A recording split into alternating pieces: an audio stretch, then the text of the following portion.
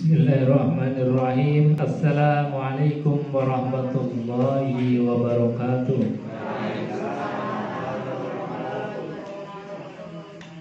Bismillah, innal hamdalillah nahmaduhu wa nasta'inuhu wa nastaghfiruh wa na'udzu billahi min shururi anfusina wa sayyiati a'malina, may yahdihillahu fala mudilla lahu wa may yudlil fala hadiya lahu. Asyhadu an la ilaha illallah wa asyhadu anna Muhammadan abduhu wa rasuluh. Allahumma shalli wa sallim ala sayyidina Muhammad wa ala alihi wa sahbihi ajma'in. Rabbi shrah li sadri wa yassir li amri wa hlul 'uqdatam min lisani yafqahu qawli, amma ba'd. Hadirin Bapak Ibu jamaah pengajian Sabtu pagi yang dimuliakan Allah Subhanahu wa taala.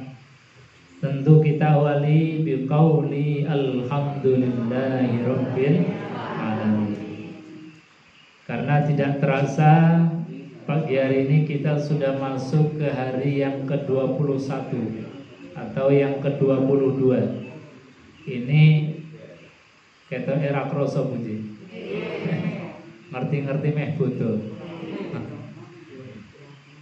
Tentu ini terasa cepat karena kita nikmat, terasa cepat karena kita ikhlas hanya mengharap ridho dari Allah Subhanahu wa taala.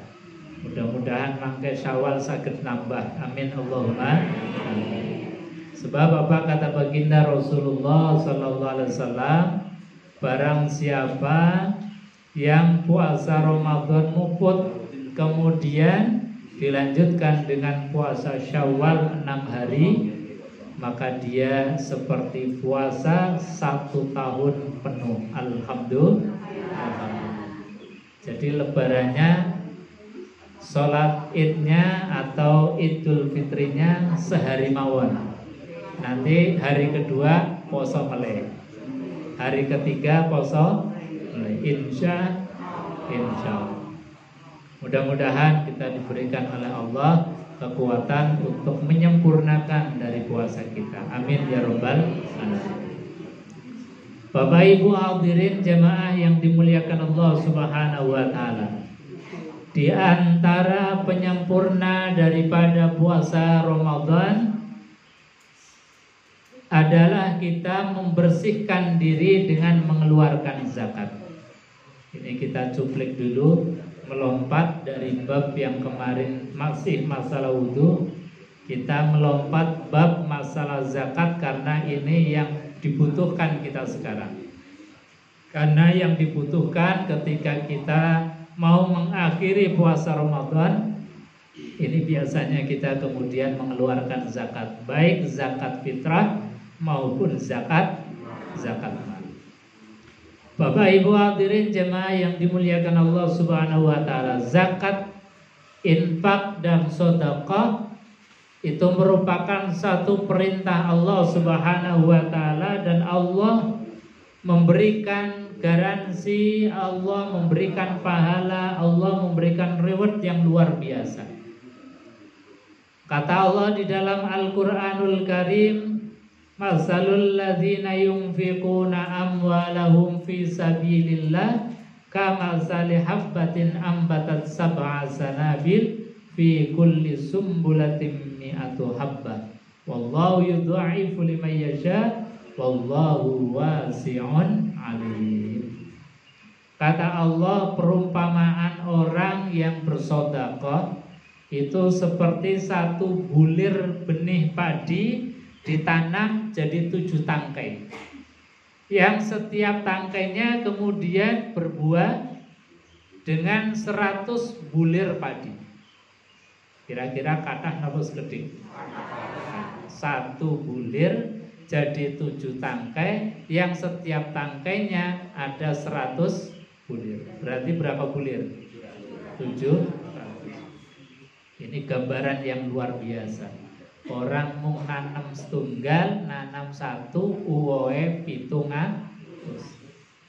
Bahkan wallahu yudha'ifu liman yasha, Allah bisa melipat gandakan Tidak hanya 700. Liman yasha bagi siapa? Bagi yang dikehendaki oleh Allah Subhanahu wa taala. Nah, ini tentu pahalanya itu tergantung dari tulus ikhlasnya kita. Semakin tulus, semakin ikhlas, maka akan dilipat gandakan oleh Allah. Minimal kata Allah 700 kali lipat. Bisa lebih dari itu, terserah Allah dan tergantung daripada ikhlasnya kita. Makanya kalau kita ngasih, daripada ngasih gak dapat pahala, udah ikhlaskan aja, gak usah dipikir. Pokoknya Allah ngasih rezeki kita ada sebagiannya untuk orang lain kita bagi. Gak usah diingat-ingat, gak usah dicerita-ceritakan lagi. Nah, ini hati yang harus ditata. Makanya Allah Subhanahu wa taala ini memberikan motivasi terus. Apalagi ini di bulan Ramadan, kita kan lagi senang-senangnya untuk bersedekah, untuk infak.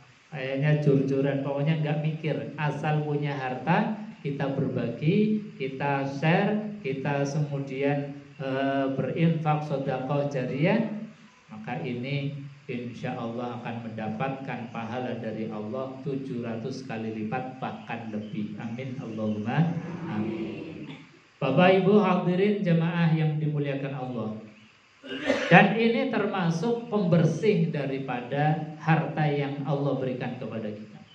Karena Allah memberikan harta kepada kita kadang-kadang kecampur macam-macam, baik sengaja maupun tidak, baik yang jelas maupun yang remeng-remeng, baik yang sedikit maupun yang banyak. Ini seringkali kita kadang-kadang sudah hati-hati, masih saja kecampur, masih ada mungkin ketidakbaikan. Makanya harus dibersihkan. Qad aflaha man tazakka wa dzakara isma rabbih fasalla. Qad aflaha man zakkaha wa qad khaba man dassaha. Kata Allah, sungguh amat sangat beruntung sekali orang yang punya kesadaran untuk membersihkan dirinya, membersihkan hartanya. Nah, ini dikatakan oleh Allah, qad aflaha, sungguh amat sangat beruntung sekali. Wa qad khaba, dan sungguh merugi orang yang tahu bahwa itu ada kesalahan, tahu itu ada campur yang macam-macam, tapi masih digondeli terus rezekinya. Nah, ini jadi penyakit. Maka supaya kita dan harta kita ini sehat, keluarkanlah zakat. Bapak Ibu hadirin jemaah yang dimuliakan Allah Subhanahu wa taala. Zakat itu masuk dalam kelompok sedekah. Jadi sedekah itu semua apa yang kita punya kemudian kita kasihkan, namanya sedekah. Jadi sedekah itu macam-macam, ada zakat, ada infak, termasuk sedekah sendiri. Bahkan zakat itu sendiri pun dalam Quran disebut sebagai sedekah. Kata Allah, khudz min amwalihim shadaqatan tutahhiruhum wa tuzakkihim. Kata Allah, khudz min amwalihim, ambilah min amwalihim dari harta mereka, shadaqatan, yaitu sedekahnya. Yang dimaksud adalah zakatnya, sedekah wajib. Sedekah wajib namanya zakat. Jadi kalau sedekah wajib, zakat itu meskipun orang yang punya itu nggak mau mengeluarkan, ini amil atau pemerintah punya wewenang untuk ngambil, untuk memaksa supaya dikeluarkannya zakat. Makanya bahasanya khuz, ambillah min amwalihim, dari sedekah mereka. Sedekatan yaitu zakatnya. Untuk apa? Tutahhiruhum wa tuzakkihim, untuk membersihkan jiwa mereka dan untuk membersihkan harta mereka. Jadi kalau kita ini mengeluarkan zakat, artinya kita sudah sehat. Sehat badan kita, sehat jiwa kita, dan juga sehat harta kita. Jadi kalau ada panitia-panitia kemudian menggelar pengumpulan zakat, nah ini kita harusnya bangga. Ini adalah panitia pembersihan penyakit. Panitia apa? Pembersihan penyakit. Jadi nampung penyakit. Penyakit apa? Penyakitnya harta kita, kotorannya harta kita, kotorannya jiwa kita itu ditampung. Sebab apa? Kalau nggak diambilin itu bisa menjadi penyakit bagi kita yang punya harta. Bapak Ibu hadirin jamaah yang dimuliakan Allah Subhanahu wa taala. Sedekah diterangkan dalam sebuah hadis baginda Rasulullah sallallahu alaihi wasallam. Diriwayatkan dari Abi Hurairah radhiyallahu an Abi Hurairah an Nabi sallallahu alaihi wasallam qala. Nabi sallallahu alaihi wasallam bersabda, sab'atun yuzilluhumullahu fi zillati yawma la zilla illa zilluh. Kata Nabi, sab'atun, ada 7 golongan. Yuzilluhumullah, yang akan mendapatkan pernaungan, lindungan, ada penjagaan dari Allah Subhanahu wa taala. Fi zillihi yauma la zilla illa zilluh, yaitu pada hari yang dimana tidak ada perlindungan kecuali perlindungannya Allah Subhanahu wa taala. Fadzakarul hadis fa fihi, di antara 7 golongan itu adalah warajulun tasaddaqa fa'afaha hatta la ta'lama shimaluhu ma tunfiqu yaminu. Nah, ini mungkin perlu kita jadi pelajaran bagi kita. Jadi akhlaknya kita, supaya kita mendapatkan perlindungan dari Allah Subhanahu wa taala. Apa itu? Warajulun, yaitu seseorang. Di sini disebutkan warajulun bukan berarti hanya laki-laki saja, enggak. Tapi yang dimaksud rajulun ya juga an-nisa atau perempuan. Jadi kadang-kadang dalam bahasa Arab itu yang menunjukkan laki-laki itu juga menunjukkan perempuan. Seperti kalimat rajulun, yaitu seorang laki-laki. Yang dimaksud ya semuanya, laki-laki dan perempuan. Seorang tasaddaqa, yang bersedekah, yang berbagi, fa'afaha, kemudian dia menyembunyikan, tidak menampakkan daripada sedekahnya, hatta la ta'lama shimaluhu. Ini digambarkan oleh baginda Rasulullah sampai-sampai ketika tangan kanan itu memberi, tangan kiri itu seolah-olah tidak tahu.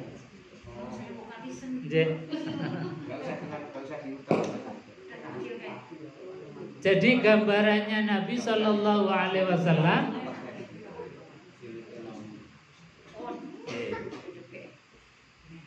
gambarannya Nabi, kita bersedekah yang rahasia, sedekah yang tidak tampak oleh orang, yang gambarannya kalau kita ngasih dengan tangan kanan, tangan kiri itu tidak tahu. Ini satu penggambaran yang menunjukkan bahwasanya betul-betul sangat rahasia. Nah, ini makanya mungkin bisa kita contoh. Makanya seringkali kadang-kadang kita kalau ada kotak infak di masjid mau masukkan ini ditutupi. Nah, ini hadisnya. Meskipun kalau menurut caranya Quran, sirra wa alaniyah, baik rahasia maupun terang-terangan itu legal, ada dalilnya. Tapi kalau dalam hadis ini baiknya ditutupi. Gambarannya tangan kanan ngasih, tangan kiri tidak tahu, saking rahasia. Nah, orang yang bisa sedekah dengan sembunyi-sembunyi semacam ini, hadiahnya kata Rasulullah SAW itu akan diberikan naungan perlindungan, diberikan oleh Allah garansi, diberikan oleh Allah BPJS akhirat. BPJS akhirat. Jadi perlindungan, asuransi. Nah preminya apa? Preminya sodako tapi rahasia. Jadi sekali lagi sodakoh rahasia itu premi dari BPJS-nya akhirat. Meskipun tadi secara bahasanya Quran sirron wa alaniyah, baik rahasia maupun terang-terangan itu juga sah, tidak membatalkan dari sodakoh kita. Tapi kalau rahasia itu menjadi premi BPJS-nya akhirat, dapat perlindungan akhirat. Kita milih putih, rahasia atau terang-terangan? Rahasia. Ini luar biasa. Tapi ya kolo-kolo terang-terangan, nggak apa-apa. Karena apa? Nah, Allah itu menjelaskan. Makanya para sahabat itu ketika turun ayat tadi sirra wa alaniyah, itu ketika bersodakoh ya kadang-kadang terang-terangan, kadang-kadang rahasia. Terang-terangan karena untuk tarbiyah mendidik yang lain, rahasia supaya kita dapat jaminan perlindungan dari Allah Subhanahu wa ta'ala. Karena luar biasa. Hadirin jemaah yang dimuliakan Allah Subhanahu wa ta'ala. Dalam riwayat hadis yang lain, wa an Uqbah ibni Amir qala, diriwayatkan dari Uqbah bin Amir, sami'tu Rasulullah, saya mendengar dari Rasulullah sallallahu alaihi wasallam yaqul, beliau bersabda, kullu mri'in fi dhilli sadaqatihi hatta yufsala bainan nas. Kata Nabi sallallahu alaihi wasallam, kullu mri'in, setiap orang, setiap individu, fi dhilli sadaqatihi, itu dalam perlindungan sodakohnya. Artinya apa? Tambah akeh sodakoh, tambah akeh perlindungan. Tambah akeh sodakoh, tambah banyak yang bisa menjaga kita. Semakin tebal dari sodakoh kita, maka akan semakin tebal juga perlindungan kita. Nah ini akhirat yang kita tahu disifati oleh baginda Rasulullah SAW, itu matahari digambarkan di atas ubun-ubun kita. Nah, matahari ribuan kilometer saja, kalau pas tengah hari kinten puanase rakawan. Itu matahari di akhirat gambarannya di atas ubun-ubun kita, blondok kita, kobong. Kalau nggak ada BPJS akhirat perlindungan, maka kita akan kebakar. Nah ini makanya kata Nabi, kita itu di bawah perlindungan sodakohnya kita sendiri. Semakin banyak sodakohnya, maka panasnya hari akhirat itu tidak ngefek bagi kita. Rasanya adem. Makanya mari kita mumpung masih di bulan Ramadan, yang sekali kita bersedekah ganjarannya dilipat gandakan. Tidak hanya 700, tetapi bisa berkali-kali lipat, karena Allah mengatakan wallahu yudha'ifu liman yasha. Allah melipat gandakan kepada siapapun yang dikehendaki. Makanya kita ini di Ramadan memang jor-joran. Pokoknya mumpung Ramadan. Ada takjil kita kasih, ada sahur kita kasih, ada anak yatim kita kasih, ada fakir miskin kita kasih. Ini karena apa? Karena memang motivasi dari baginda Rasulullah SAW dan motivasi Quran ini memang luar biasa. Dan Allah janjikan kullum ri'in fi dhilli sadaqatihi hatta yufsala bainan nas, hingga ia diputuskan antara manusia. Artinya sampai dengan kita mendapatkan keputusan final dari Allah, apakah masuk neraka atau masuk surganya Allah Subhanahu wa ta'ala. Jadi pada yaumul mahsyar itu kita justru di situ butuh banyak perlindungan. Maka sekali lagi ini mumpung masih di dunia dan mumpung masih di bulan suci Ramadan. Bapak Ibu hadirin jamaah yang dimuliakan Allah Subhanahu wa taala. Itu satu cuplikan dari sedekah. Sekarang kita masuk ke yang lebih khusus lagi, yaitu zakat. Kalau sedekah itu tadi secara umum, zakat ini adalah sedekah wajib, sedekah yang memang harus dikeluarkan. Kalau tidak dikeluarkan, penguasa atau amil itu berhak untuk mengambil secara paksa. Dalam istilah hukum atau dalam istilah fikih, zakat itu maknanya adalah tumbuh. Zakat itu juga maknanya suci. Zakat maknanya tumbuh itu gimana? Karena dengan zakat ini diharapkan bukan hanya ekonominya kita, rezekinya kita yang tumbuh, tapi juga ekonomi dari masyarakat menjadi tumbuh, peradaban menjadi kemudian berkembang dengan baik. Jadi ekonomi kita dengan dikeluarkannya zakat itu menjadi tumbuh. Karena apa? Barokah. Barokah itu artinya barokah yubariku birkatan. Maknanya sumur. Ngerti sumur, Bu? Sumur kalau didiamkan nggak pernah diambil airnya, kira-kira nopo? Bau. Airnya nggak bisa dikonsumsi, tayangan, bau, dan mungkin banyak macam-macamnya. Sehingga apa? Tidak bisa dimanfaatkan. Tapi kalau sumur itu diambil terus-menerus, airnya jadi bersih.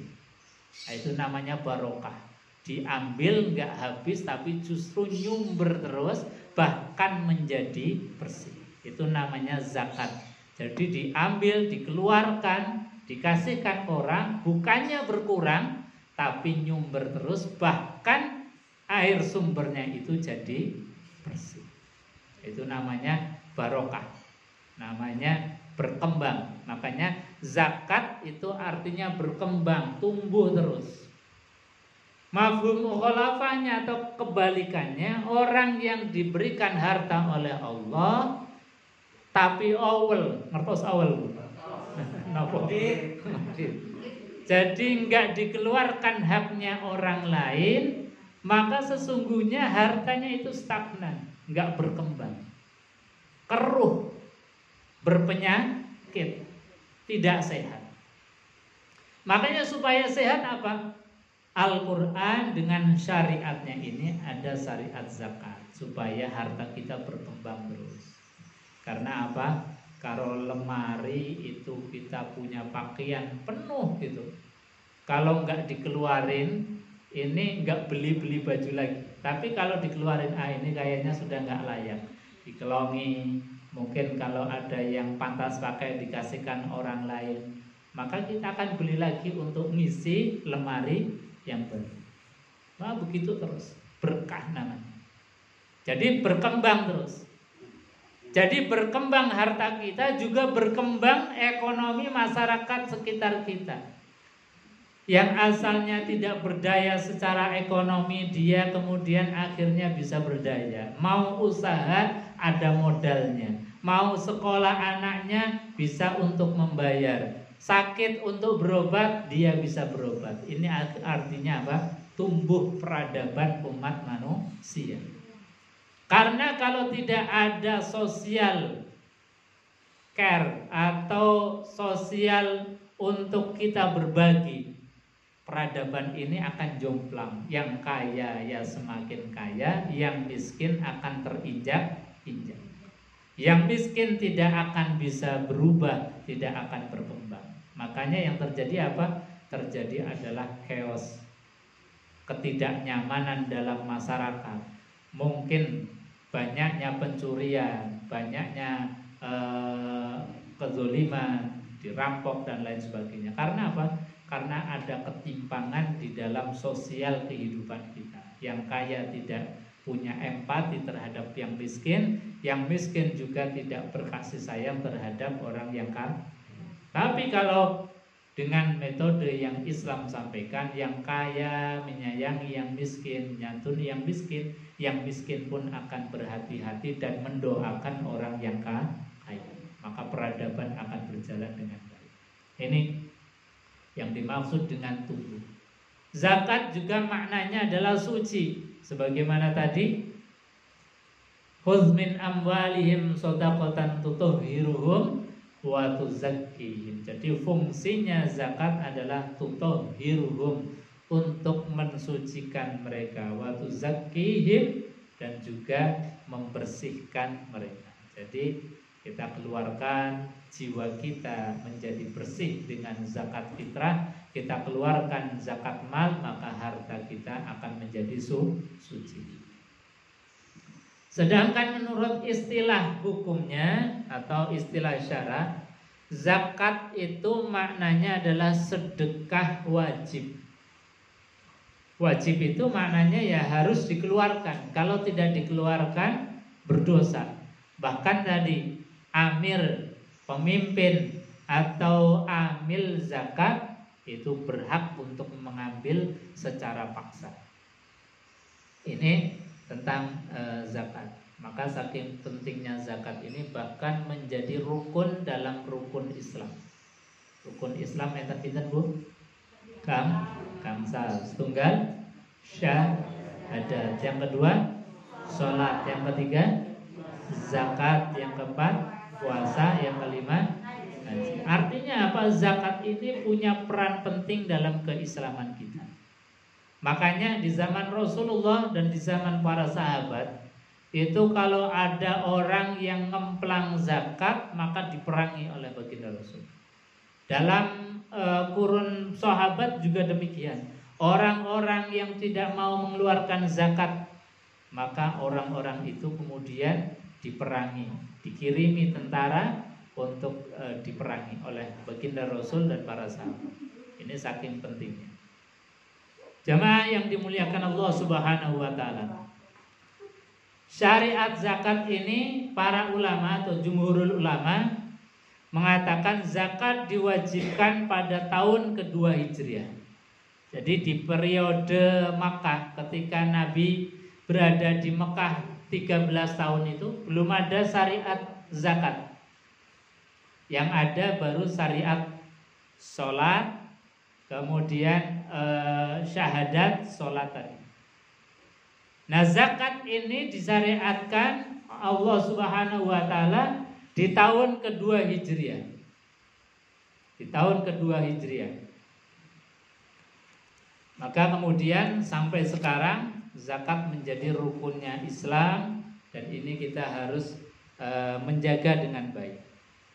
Dalam sebuah hadis baginda Rasulullah sallallahu alaihi wasallam yang menjelaskan tentang zakat, Ani bin Abbas radhiyallahu anhuma anna Nabiy sallallahu alaihi wasallam adalah Rasulullah sallallahu alaihi wasallam ba'asa Mu'adzan ilal Yamani. Nabi mengutus salah seorang sahabatnya yaitu namanya Mu'adz. Sahabat Mu'adz ini diutus oleh Rasulullah ke Yaman. Jadi ke arah selatan. Sekarang daerah Yaman. Fadzakarul hadis wa fihi annallaha qad iftarada alaihim shadaqatan fi amwalihim. Yaitu karena Allah Subhanahu wa taala sudah menurunkan ayat annallaha, sesungguhnya Allah qad iftarada, sesungguhnya betul-betul telah diwajibkan alaihim, atas mereka diwajibkan shadaqatan, untuk berzakat, untuk dikeluarkan sedekah wajibnya yaitu zakat. Fi amwalihim, dalam harta-harta mereka, tukhadhu min aghniyaihim, yang diambil dari orang-orang kaya di antara mereka, faturaddu fi fuqaraihim, dan dibagikan untuk orang-orang fakir dari mereka. Muttafaqun alaih. Ini hadis sahih disepakati oleh para ulama hadis yang menjelaskan bahwa saking pentingnya zakat ini, ketika ayat turun berkaitan dengan kewajiban zakat, Nabi Shallallahu Alaihi Wasallam itu mengirim Mu'adz untuk mengambil zakat di daerah yang sudah mulai luas Islamnya, yaitu daerah Yaman. Karena daerah Yaman sudah mulai banyak yang Islam, kemudian Nabi mengutus Mu'adz untuk apa? Untuk mengambil zakatnya, kemudian dibagi-bagikan kepada orang-orang yang miskin. Ini Nabi Shallallahu Alaihi Wasallam. Dalam hadis yang lain, an Ibni Abbas annahu sallallahu alaihi wasallam lama ba'asa Mu'adz, ketika Nabi mengutus Mu'adz ilal Yamani, qala lahu, maka Nabi dawuh, Nabi mengatakan kepada Mu'adz, innaka taqaddamu ala qaumi ahlil kitab, sesungguhnya engkau Mu'adz akan mendatangi satu kaum yaitu ahli kitab. Fal yakun awwalama tad'uhum ilaihi ibadatullah. Maka kata Rasulullah SAW, maka hendaklah yang pertama engkau serukan kepada mereka adalah ibadatullah. Jadi Nabi itu seringkali mengutus para dai-dai. Dai yang pertama yang ke Yaman itu Mu'adz bin Jabal. Tujuannya adalah mendakwahkan. Mendakwahkan apa? Tentang ibadatullah, beribadah kepada Allah. Jadi kenalkan Allah dulu. Kalau sudah kenal Allah, disuruh untuk ibadah, disuruh untuk kemudian sholat, disuruh untuk puasa.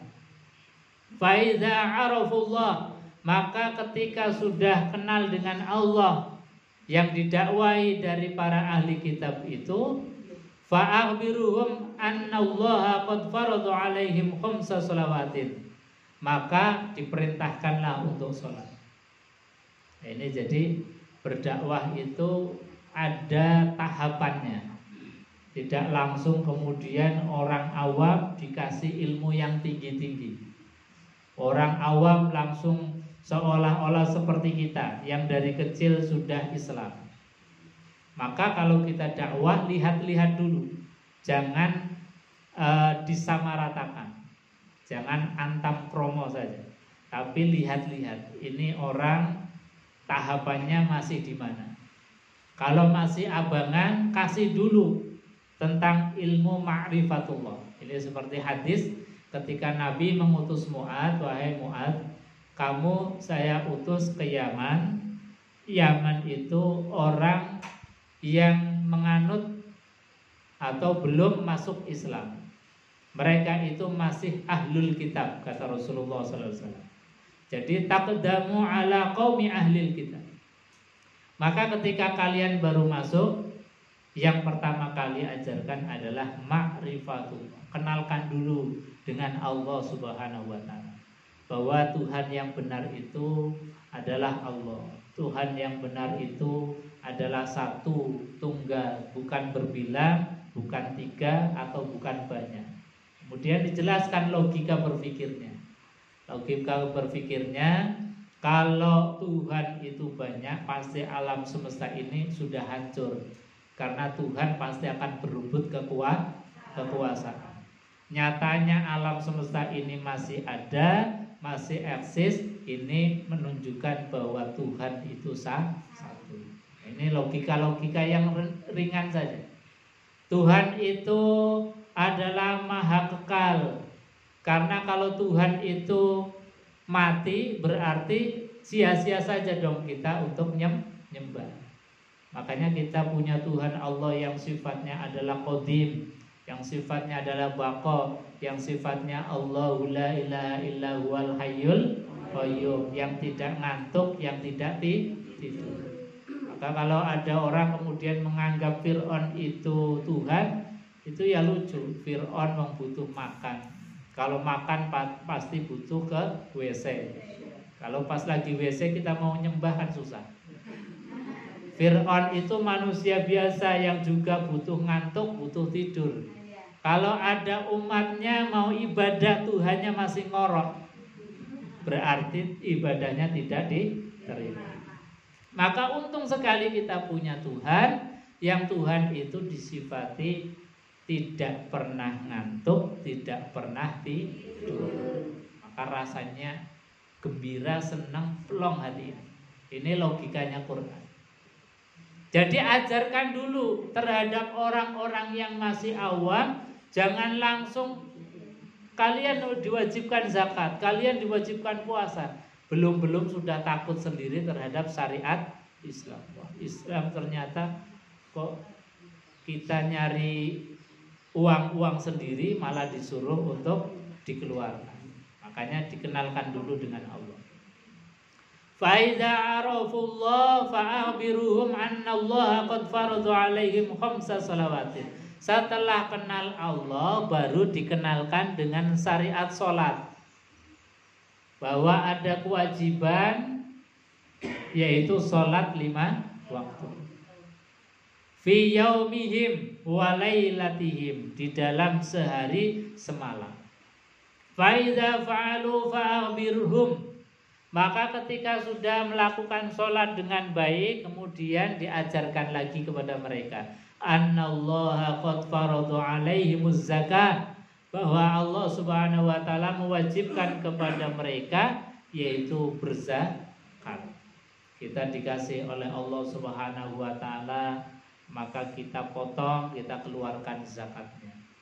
Sebetulnya zakat itu tidak harus dengan yang nisab, meskipun nisab itu menjadi patokan dari fikih atau hukum fikih kita.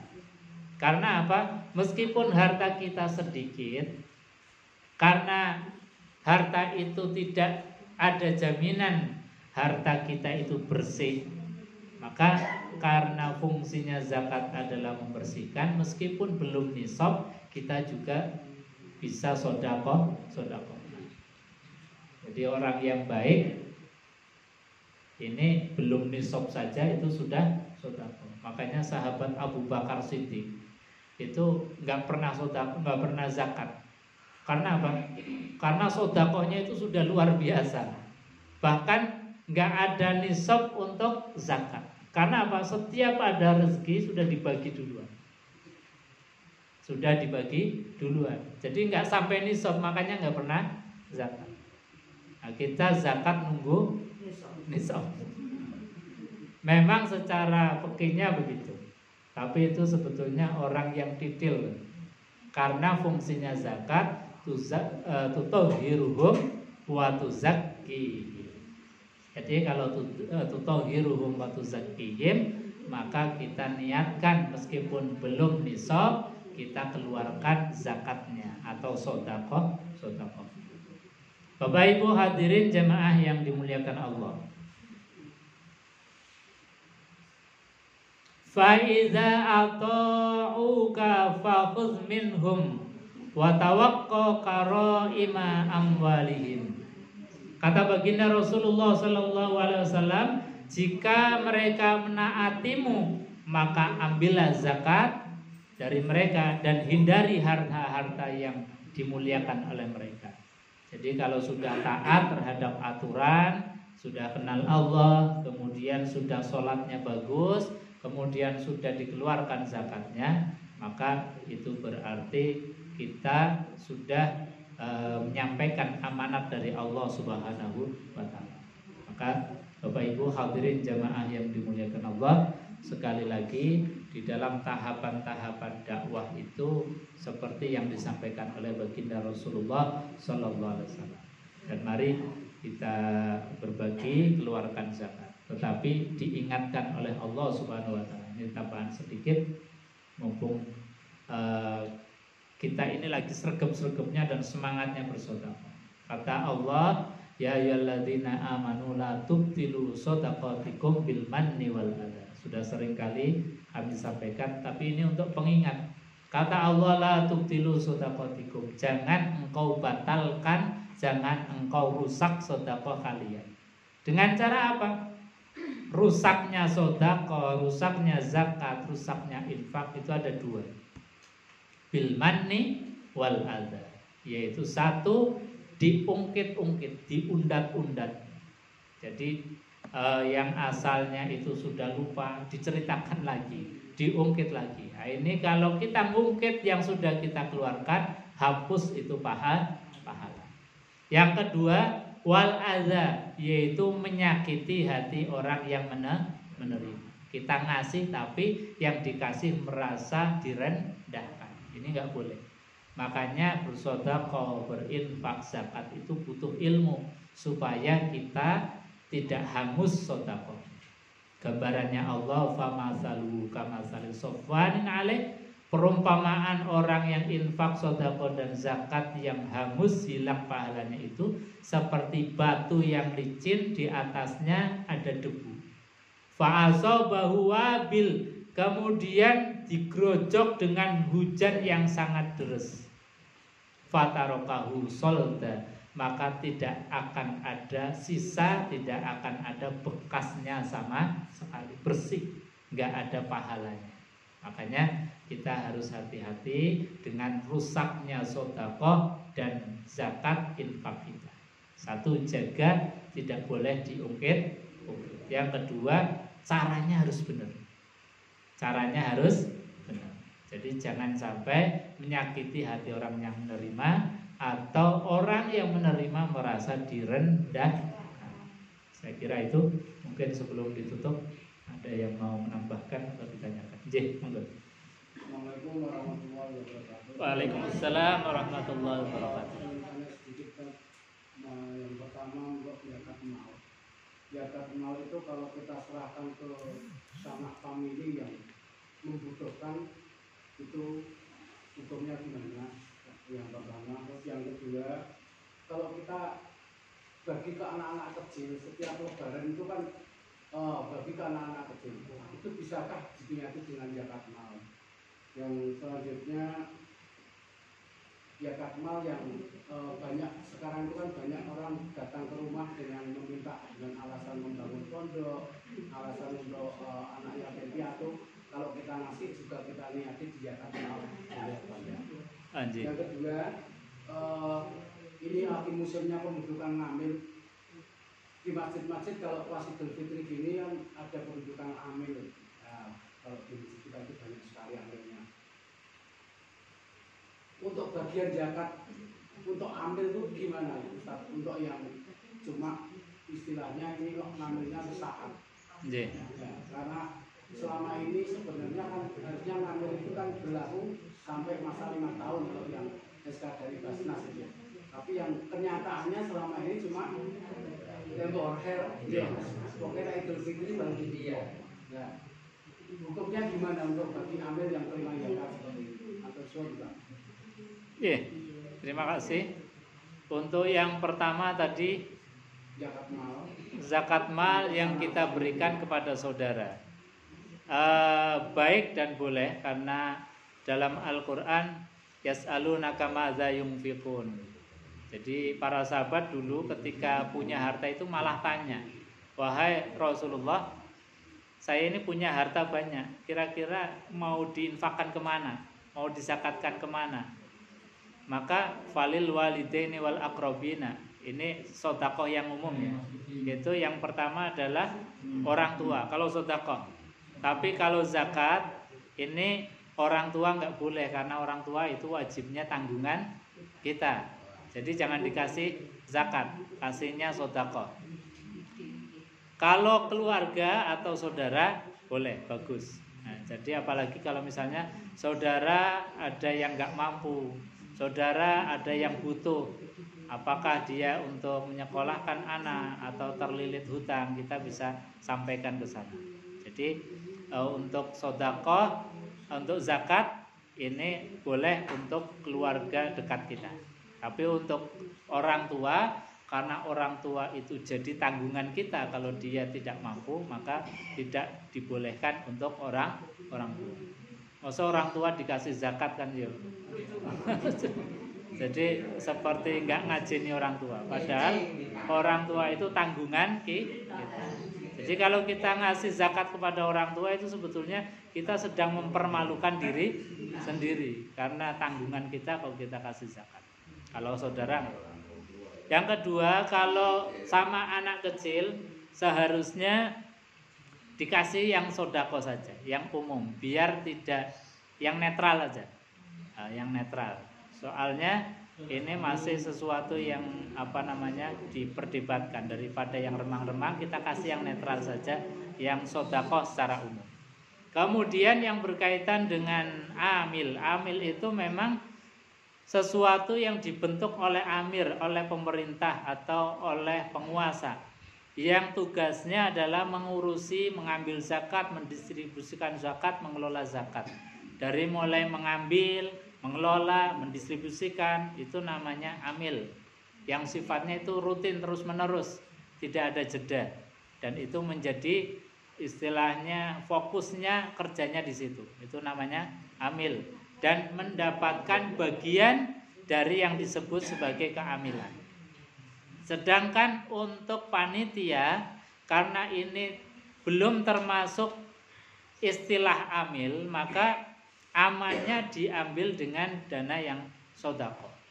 Jadi karena ini adalah temporer, dan kalau bisa itu yang terlibat dalam kepanitiaan itu volunteer, orang yang ikhlas di dalam mengelola zakat. Ya kalau ada yang sodako secara umum, diambilkan dari situ supaya tidak mengambil haknya yang lain. Jadi sekali lagi, kalau misalnya itu kemudian ada panitia, maka tidak termasuk sesuatu yang disebut sebagai amil. Nah, kalau dalam konteks kita sekarang ini, masjid-masjid sekarang kan ada UPZ, unit pengumpulan zakat, yang dibentuk oleh masjid-masjid. Itu kalau dalam istilah yang kemarin disampaikan oleh Basnas, itu sudah termasuk dari amil. Karena apa? Sudah ada payung hukumnya, sudah disahkan oleh yang berwenang.